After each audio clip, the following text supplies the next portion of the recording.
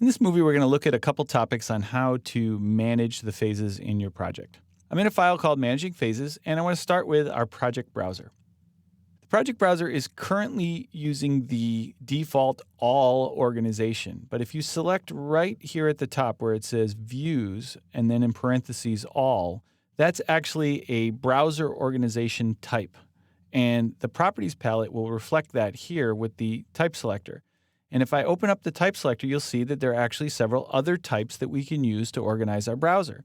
And there's one here in the default template called type/phase. So it's going to organize our browser by both type, meaning drawing type, and by phase. And so when I choose that, you're going to see it now says views and then type phase here to reflect that.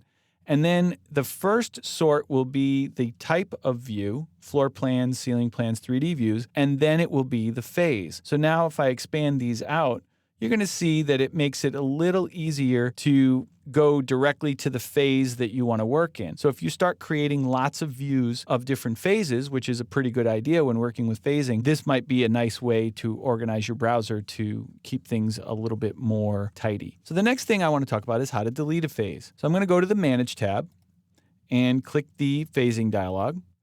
And you can see here that this project currently includes 4 phases. So there's an existing phase and 3 phases of new construction. So perhaps at the onset of this project, we assumed we were going to have 3 phases, but now that's no longer the case. Well, that means that we need to delete one of these other phases here. Now, if you look around this dialog, you don't see any place where there's a delete button. You don't actually delete a phase. What you do instead is you combine it with an adjacent phase. If I were to select phase 2 new here, you would see that I have the option to combine it with either the previous or the next phase. If I combined it with the previous, it would remove phase 2, and anything that was previously assigned to phase 2 would now get assigned phase 1. And the opposite would happen if I said combine with next. It would still remove phase 2, but now it would reassign all those objects to phase 3. Now, what I'm going to do is actually remove phase 3 here. So when I select it, because it's the last one, of course, I can't combine with next because there isn't a next one, but I can combine it with the previous.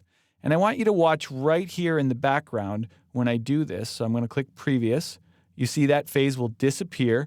Notice that a door just appeared right there. When I click OK, this door a moment ago was assigned to phase 3, but now you can see that it automatically gets assigned to phase 2. So Revit just manages that for you, and when you combine the 2 phases, it reapplies all of those settings. So that's how we remove a phase from our project. And then finally, I want to talk about a method you can use to manage the phasing assignments for your views. So we just looked at how we could resort the project browser based on phase. I'm going to scroll down here, and underneath schedules, you can see that I have a schedule called View List. Now, the way you create one of these is to go to the View tab, go to Schedules, and you just create a view list. And when you do, it offers you the standard interface that you would get in creating any other schedule. The difference is this schedule is specifically a schedule of the views in your project. Now, since I already have one, I'm going to cancel this, and I'm going to double-click and open it up. What I added to that schedule was the view name, the phase, and the phase filter. And by doing that, it just gives me a really quick and easy way to see all of the views in my project in one screen, and then come over here and I can click and change things like the phase filter or the phase that's assigned. That's a little easier than going to each view independently. So if you have lots of changes to make to several views, you might want to create a view list schedule, and then you can use the drop downs that are in the schedule to help you manage the assignments of each of those views. So there's a few different tips for you on how to manage phases in your projects.